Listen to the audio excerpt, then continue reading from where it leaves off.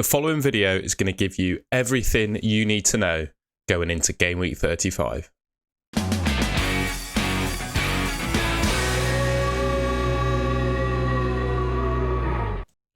Okay, so starting off this video like I do with every single one where I do the ultimate guide for the game week, we've got the top players for expected points by position. For goalkeepers, top of the tree this week is Steele from Brighton, and he is a bit of a steal to be fair. He's so cheap in the game and appears to be the number one goalkeeper for Brighton at the moment. The only thing I'd say about him is that you just know, because Rob Sanchez is such an accomplished goalkeeper in his own right, you just know as soon as Steele makes a little mistake, you got to think Sanchez comes back into that team. But Steele owners at the moment, you've been absolutely flying with your points, and I think that will continue with Everton at home as well. Ederson in second. I'm not really sure I'm convinced by Ederson. He doesn't make saves and he seems to be conceding a goal every game. And Man City concede literally the only shot on target the opposition gets every game, it appears. Kepa, Martinez, Alisson and Navas are the remainders, and you can see the rest of the goalkeepers there. Trent tops the list for defenders. Again, I think he's a really solid option, especially playing this inverted right-back role. He seems to be getting really amongst the attacking returns. Similarly to Man City, though, they just don't seem to be able to keep clean sheets. But Brentford at home, I think, Anfield is such a strong place for Liverpool. I think you can always back Liverpool to do well at Anfield. Whether or not they keep a clean sheet, I'm not too sure, but I think Trent could definitely get amongst the attacking returns. Stones, Estupinian, Chilwell, Dunk, Robertson and Webster, and you can see the rest of the defenders there. Midfielders and forwards next. Top of the list for midfielders this week, interestingly, is Kevin De Bruyne. We'll see, given that he's still got one more fixture of the double left, whether he's, how many minutes he gets in that game and whether he starts in game week 35. I think, we'll find out as the week goes on. Followed by Salah, very close between the two. Rashford, Gakpo, Grealish, Mahrez, and you can see the rest of the players on the list there. It's nice to see, again, the Brighton midfielders right up there for expected points. Just hopefully they play or get some good minutes, unlike they did in their first fixture in 34.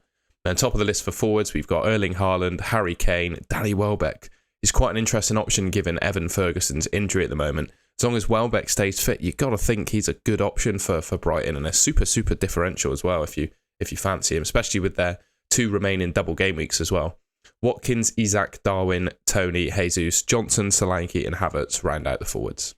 And there, just before I finish this, just in terms of captaincy actually, I think it's quite a simple one for me. I think I'll be on Haaland, Leeds at home.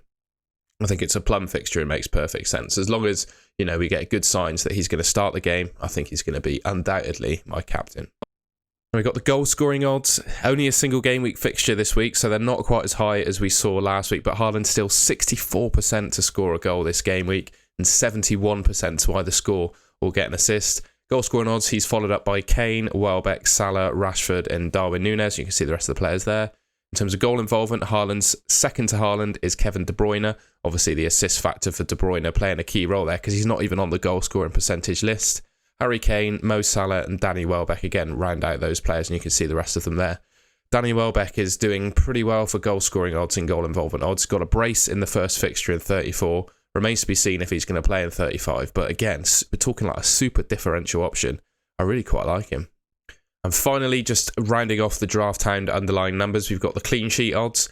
Top of the tree, we've got two teams joint on 52% for clean sheet odds, and that's Brighton and Man City. Man City remains to be seen. I think if they can keep a clean sheet, Leeds at home, I think it's one of the best fixtures you can ask for. But I think actually Brighton probably have a better chance for clean sheet. They just seem to be able to really keep it tight and not let the opposition score, unlike Man City where they leak a goal or two every game. Chelsea in third, Bournemouth away is a good fixture. We'll see what happens there. Liverpool, Tottenham, Forest, Villa and Man United are the teams above 30%. Usually when it gets to clean sheet odds, I don't like looking at teams under 30%.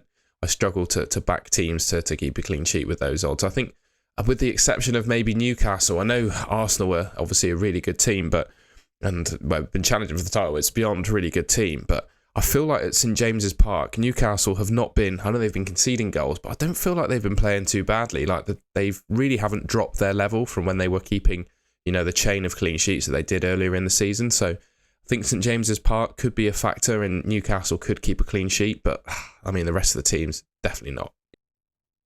And then just looking at the fixtures, I went through these quite elongated in my last video, so I'm not going to spend too much time on them, but it's important really just to be cognizant of the teams with double game weeks coming up, particularly Brighton, Man City, Man United and Newcastle. I don't really think the Chelsea double of Man City and Man United in 37 really counts, to be honest. I don't think you should be targeting that one. But yeah, just looking at the fixtures coming up, Crystal Palace have a really strong set of fixtures, I would suggest. Brighton definitely the strongest with their 2 remaining double game weeks, followed by Man City, Man United and Newcastle, obviously with a double in 36.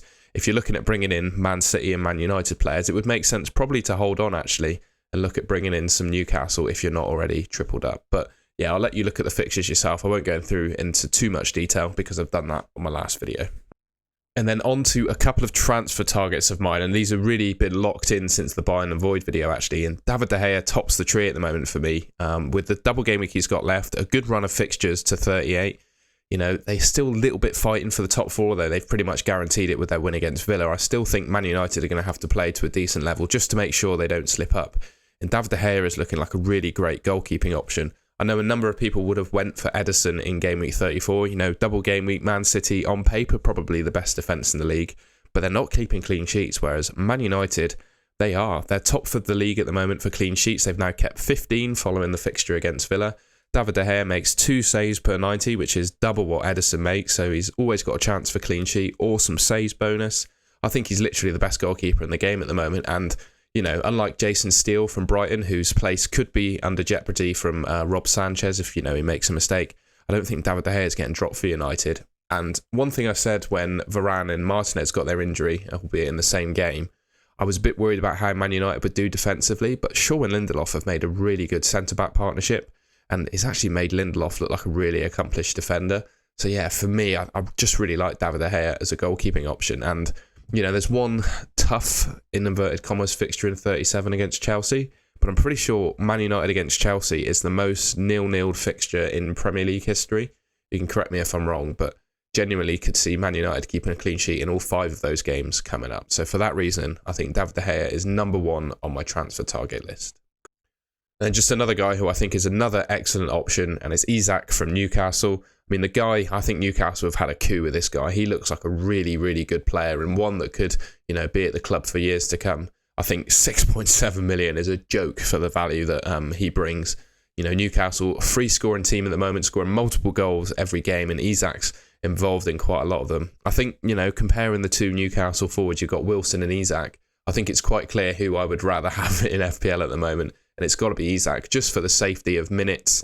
And his injury record just being better than Wilson. Like, genuinely don't think Wilson can last 90 minutes a game. And whilst he's been performing well, you feel like he's a transfer out, because at some point this season, Wilson's going to pick up another injury. Whereas Isak, I know he spent a long time this year on the sidelines, but I don't think he's considered an injury-prone player. I think it was just one of those, you know, one of those freak injuries that he got earlier on in the season.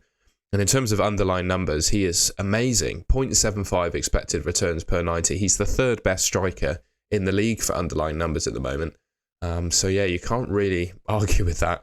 And double game week 36, Leeds and Brighton. You know, Leeds away is a fixture you can quite easily see Newcastle scoring a few goals in. And whilst Brighton is a very tough fixture, I think that St James's Park factor for Newcastle will mean they score goals in that one as well. So yeah, Isak's looking like a great option. And actually, double game week 36 could be a chance to captain him too.